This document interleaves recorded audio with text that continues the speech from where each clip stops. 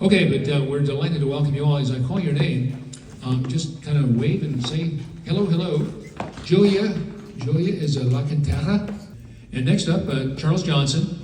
So Julia and Charles are the owners of this wonderful place. And Jim Keyser is with us tonight.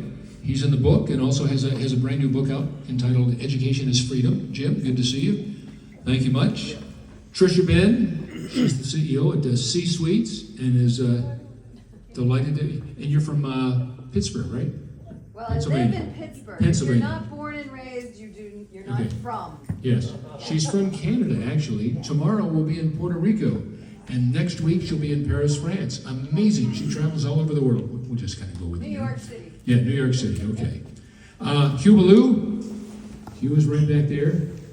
From SynerVision. It's a nonprofit management and involved in leadership. And Mr. Bob Hopkins, our host, author, philanthropist, and of course the author of the book. Where are you, Bob? There he is, right there. And then we also have John Papp. Where's John? Oh, there he is. Hello, I couldn't see you. You're all the way in the back seats there. Okay. And John is in the book. He's a philanthropist. Bob's longest friend here in the great state of Texas. Known each other over 45 years ago when Bob first came here to the Dallas-Fort Worth area.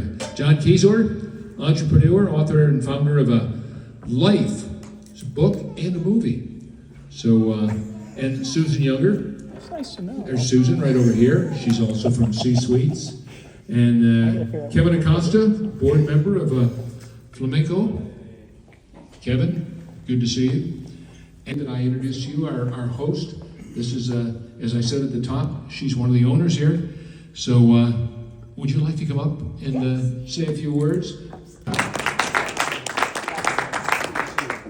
Thank you so much. Wonderful. So we're so excited to host you all here today in La Cantera, our new studio. Dance is therapeutic. And so this is supposed to be a center for arts therapy and culture in Oak Cliff, which sort of lacks sometimes access to cultural activities, educational activities.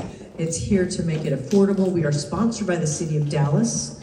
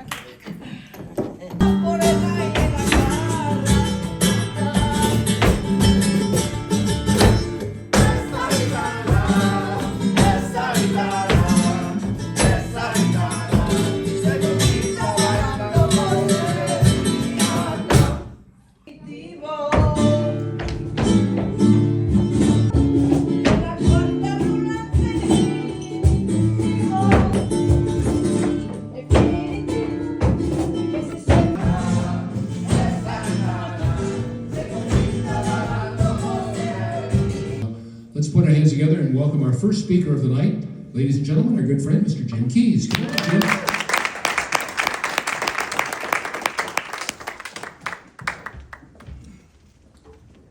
Thank you, Scott. I think I'll just hang out down here if that's okay. So, thank you. First of all, Bob, where'd he go? You went to get a copy of my book. Oh, good. Good marketing. Good job, Bob.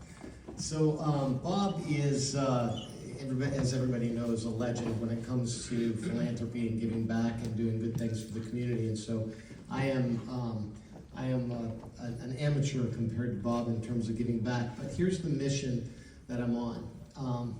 Today was a big day. I don't know if everybody realizes it, but the administration today came out with an executive order, and they killed, in effect, the Department of Education. To me, that's a sad day. Only because it's easy to point out what's wrong with society, what's wrong with politics, what's wrong with education. But what we're not doing today is saying, what's the answer? What's the solution? And so it's easy to tear down the problems, but to find the solution, I think is really what we need to be doing. In my book, I tried to point to the solution because from my perspective, education is the answer for virtually everything that faces society today. It's transformative. It changes lives. It takes people from poverty to opportunity. I literally grew up with no running water and an outhouse in my house. I was not expected to be able to lead a company like 7-Eleven or Blockbuster or anything, but I travel all around the world today talking only because of the transformative power of education. So I've got a big idea that I'm trying to promote, and I'll share it with you tonight. What I'm proposing is elevate education to a priority, recognize it as a national crisis or a national opportunity, and create for education what we've done across so many other industries. I ran 7-Eleven. 7-Eleven was in bankruptcy. You know what saved 7-Eleven? Bringing technology to 7-Eleven. We brought systems in that allowed us to better serve everybody, understand what was selling, what wasn't selling. The power of technology transformed 7-Eleven. That's what I want to do for education. So what I'm describing to the administration, if they'll listen to me, is to create the Internet of Education technology. We wonder why kids are not interested in classrooms, because they're on their phone and they're on their computer and they're playing video games. It's a lot more fun than sitting in a classroom with books and blackboards. We can make school more fun than video games, but we have to decide we're going to do it.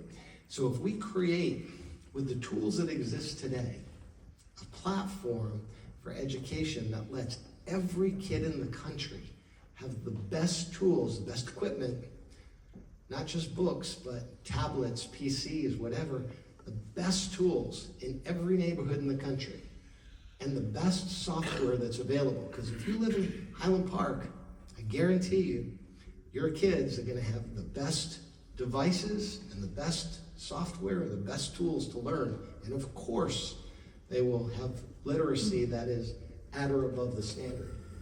If you're in Oak Cliff down here, chances are you may not have access to those tools. You may not even have Wi-Fi. All of that's fixable. If the federal government says, we're gonna make this the standard, we're gonna have a baseline standard of education for all kids anywhere in America. Now, if we do this for just America, and all this war and hatred, you know what the baseline cause of all of that is? Fear. People are afraid. Somebody's gonna take something from me, my country, they're gonna take my stuff, they're gonna hurt me. The antidote to fear, I bet you any of these children will know what it is. When you're scared and you think there's a monster under the bed, what do? Turn on the light. And what happens when you turn on the light? You go, oh, I feel embarrassed now. Sorry, Mom, didn't mean to wake you up. There's no monster under my bed. I can go back to sleep. That's what knowledge is. And we can share knowledge with everyone and take away their fear. And basically what my message for the whole world is, if you have faith of any kind, any religion, I told this in a group of full Muslim audience, a group of Jewish business people. Last week in Miami, I was in a group of Catholic business organization, an evangelical crowd. I say the same thing. If you've got faith, at least the belief in yourself or in the universe, and you've got knowledge, then there is absolutely nothing to fear, and you can accomplish anything. If we can get all people across the world to put their fear away because they have knowledge and they have faith, they have a belief, then we can solve so many problems and make this earth a much, much better place to live. So that's the message of my book. I brought a few copies. They're free for anyone to take them. Bob said you can sell books. I'm not selling any books tonight. I would love to have you have one on one condition. If you have children, please ask them to read it. And if you have friends that need this message, please give it to them. And if you want more copies, they're out there on Amazon. Please get more copies. My only request is help me spread this message. It's such an important message because I truly believe knowledge can change this world, and we desperately need it right now. We need this world to be a better place. So thank you very much. Bob, thank you.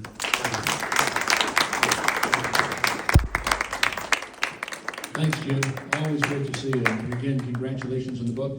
Okay, Jim gave me a copies of his book before it came out, or pretty much right after it came out, something like that. He said, hand these out to some of your friends, so I did. But I was in Kansas City, and you don't know this story, and there was a guy who was mowing the lawn, and I said, who is this guy that's mowing the lawn? Well, he just got out of prison. He's an alcoholic. He's trying to get his life back together again. So I am a recovering alcoholic. I went out and talked to him, and I said, what's going on with you? What's your school? Well, I dropped out of high school, died, I said, here, I've got a book for you, and I had one book with me that I took to Kansas City, and I went and got it, and I said, I want you to read this book. I went back 6 months later, he's in college. He read your book, he gave me the book back, I read your book, and I'm in college.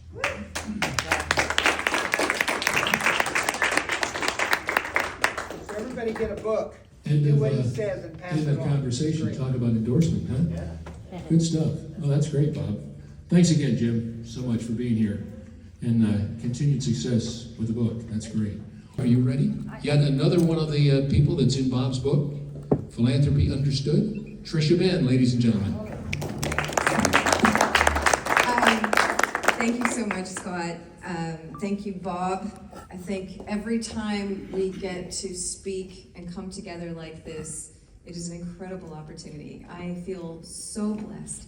Jim, the words that you were using, mission, delivering something where we have knowledge that empowers and solves problems and brings people together. It's just so powerful, so meaningful. And to me, when Scott says, the message, what it means, what we're doing, it's about how we use success to create more success. So as the CEO of C-Suite Network, my background wouldn't have necessarily led to the title and the role that I have today. I grew up on a farm, and I have the incredible honor of speaking after someone like Mr. Jim Keyes here, and representing and supporting Jim. And I'm so proud and honored to. Bob, Hugh, Ballou, who I think is going to be speaking a little later, Susan Younger, Scott Murray. It's amazing, and I have this scenario in my head. That is, never worry about the bar being way up here. Bar just needs to be here. And that's first and foremost to be useful. Being useful is the most critical measure. And I think in business, you mentioned the politics of education.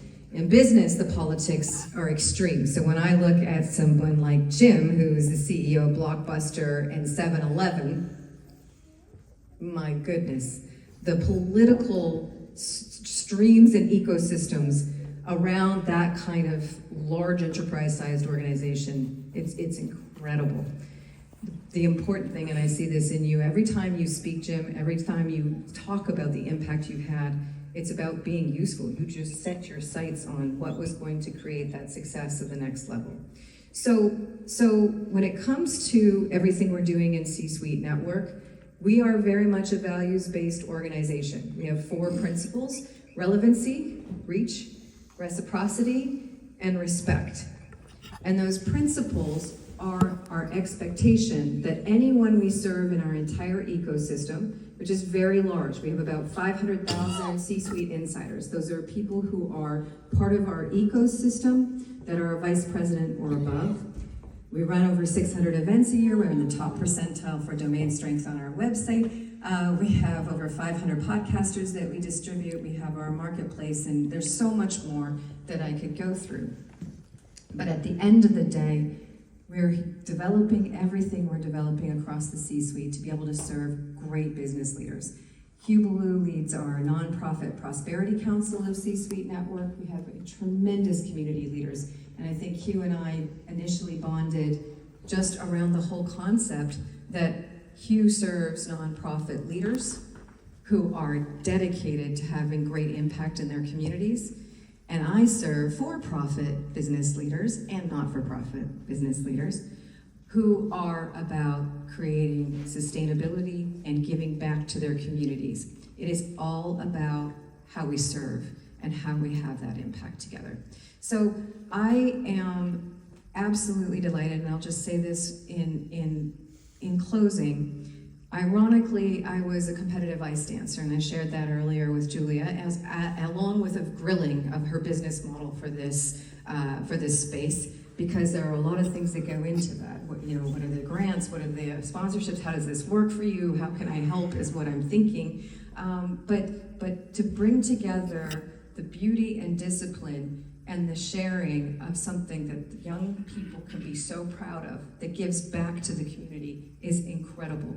And business just has the opportunity to be able to create financial success that again contributes to the impact that you're having and delivering into the community. So to bring all of this together, thank you so much, Julia and Bob, for having us here, hosting us here this evening, bringing these incredible communities together, because this is truly what it's all about.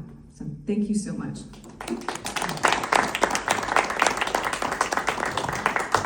Tricia, you've thanked everybody in this room. We thank you too. Not just for what you did here tonight, but what you do 7 days a week. Thank you, thank you, thank you. Continuing to make a difference in our world. Really, it's wonderful. All right, she mentioned a gentleman by the name of Hugh Ballou. Well, I tell you what, nonprofit management, leadership, and how many books have you written? 14 books. Unbelievable. So, ladies and gentlemen, let's put our hands together for our next speaker, Hugh Ballou. What you hear.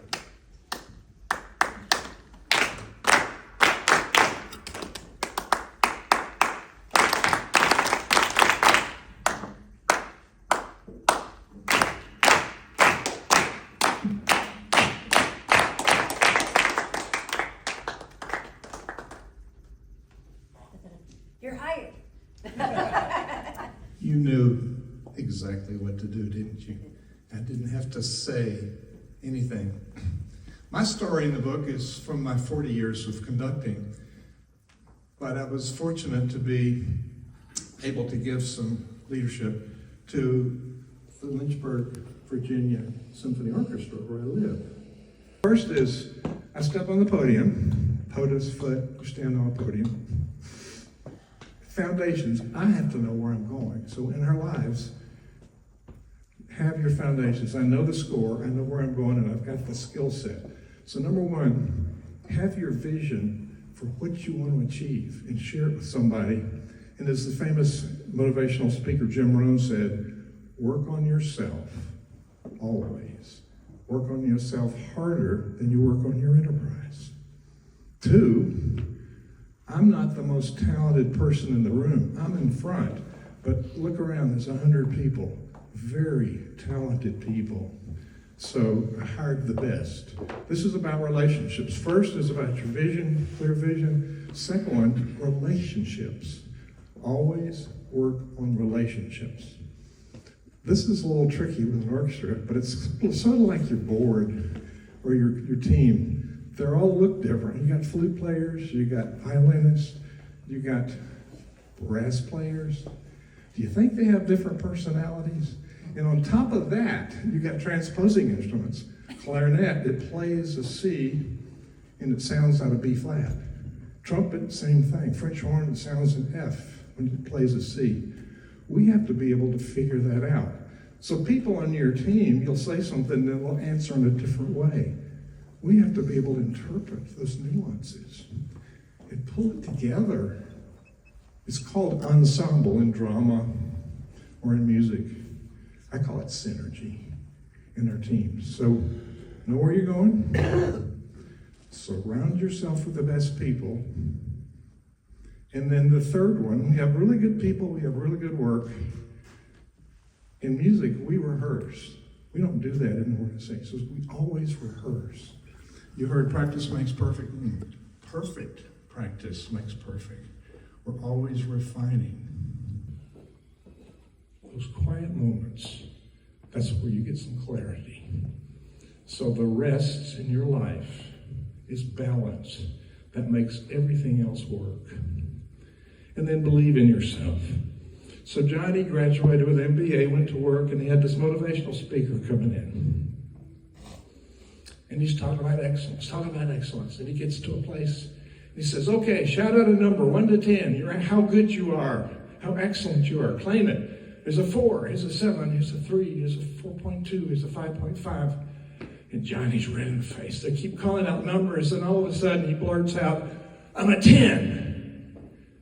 And the room got silent. And he's still there, red in the face, and he said, I'm a 10, because God didn't create any junk.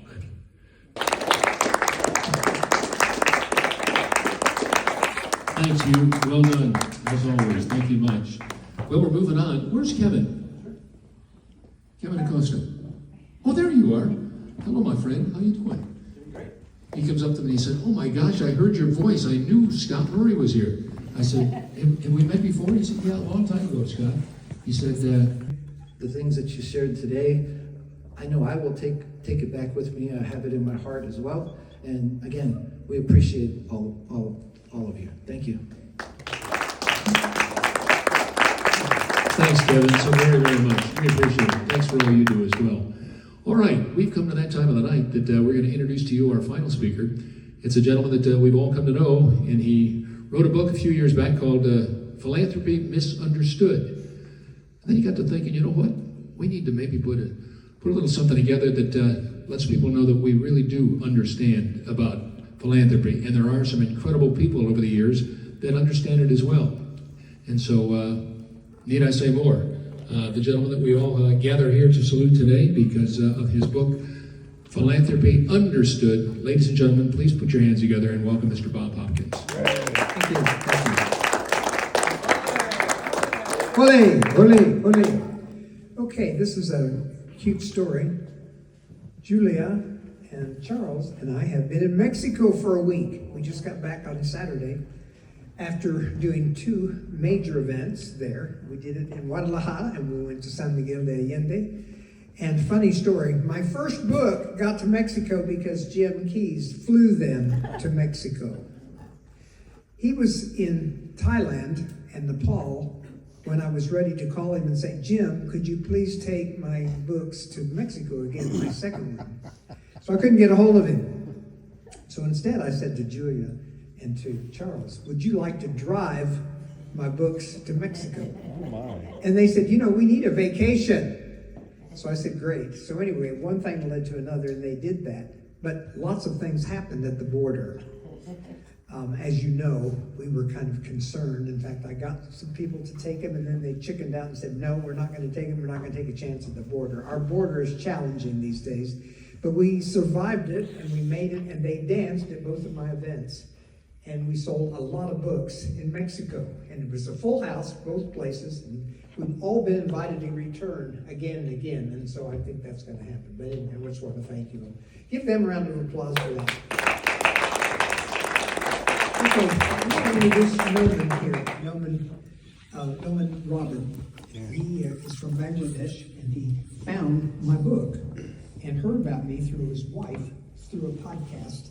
And he called me up and said, I don't know philanthropy, but I'm curious about it, and I can't imagine anybody 80 years old is able to do what you do, what he heard anyway. So he came to Dallas to see me and did a video that's a 43-minute video called Mighty 80.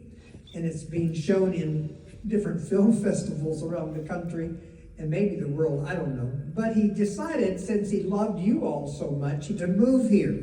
So he's moved here, and yesterday I took him to get his driver's license. and he passed the test, and so he is now going to be on the roads. Anyway, so I want to introduce Noman because he's new to town and he's part of our group now, Philanthropy Institute. I want to introduce Jason Lotta, sitting here. I told him to dress like the tablecloth, and he did.